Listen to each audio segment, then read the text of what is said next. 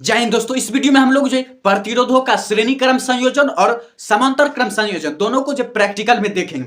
तो आप देखिए, सबसे पहले मैं दिखाता हूं श्रेणी क्रम का। तो ये आप यहां पर देख रहे हैं, तो देखिए यहां पर ये देख रहे हैं कि इस किस तरह से जुड़ा हुआ है। तो इसका एक सिरा जो है पिछले वाले के दूसरे सिरा से जुड़ा हुआ है, फिर दूसरे वाले का जो सिरा है इसके पहले सिरे से जुड़ा हुआ है। तो इस तरह से श्रेणी क्रम होता है, इस तरह से। और समांतर क्रम कैसे होता है? समांतर क्रम ये इस तरह से होता है कि इसका प्लस वाला जो देखिए लाल वाला सिरा सबको एक ही साथ जोड़ा गया है और ब्लू वाला सिरा जो एक साथ जोड़ा गया। यानी समांतर क्रम में जो है हर सिरा जो एक दूसरे के साथ जोड़ा जाता है। यानी पहला सिरे पहले के साथ एक साथ करके और जो दूसरा सिरा दूसरे सिरे के साथ। यानी समांतर क्रम में जो पहला सिरा पहले सिरे के साथ जुड़ा होता है और दूसरा सिरा दूसरे सिरे के साथ ही जुड़ा होता है, वो भी एक साथ। तो यहां पर देखिए तीन प्रतिरोध है और तीनों एक साथ जुड़ा हुआ है। तीनों एक साथ, पहला सिरा पहले सिरे के साथ, तीनों पहला सिरा और ये तीनों दूसरा सिरा। तो इस तरह से समांतर क्रम सिरा हो जाता है। और जो श्रेणी क्रम में क्या हो जाता है? श्रेणी क्रम में क्या हो जाता है? श्रेणी क्रम में होता है कि इसका अगर ये पहला सिरा और इसका ये दूसरा सिरा है तो दूसरे वाले का ये पहला सिरा, यानी इसका ये पहला दूसरा सिरा और इसका ये पहला सिरा।